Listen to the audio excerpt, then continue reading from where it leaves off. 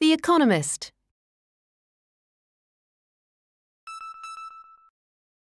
Too much spending and too little saving led America to a mess, but it wasn't always this way.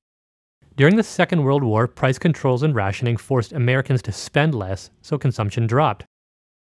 Americans helped finance the war effort with bonds, savings rose.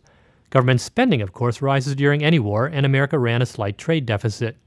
When the government stopped spending money on the war, people worried that the economy would collapse, but the end of the market controls released pent-up growth and foreign markets recovered. Consumption rose, and America ran a trade surplus. In fact, after the war came 30 years of balanced growth. Saving rose steadily, consumption hovered around 70% of GDP, and trade stayed in balance. By the end of this period, though, stagflation set in. Interest rates and inflation rose, and growth slowed. Everything changed around 1980.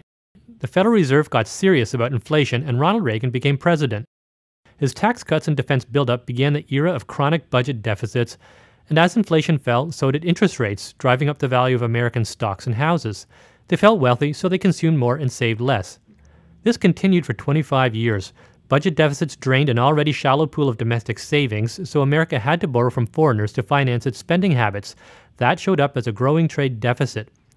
And then, well, it had to end. We just didn't know how, peacefully or violently. And now we know.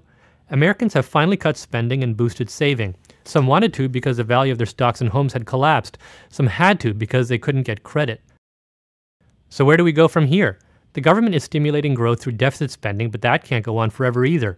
If the rest of the world were healthy, America would see a smooth transition from consumption and borrowing to exports and saving. Make no mistake, America is already rebalancing.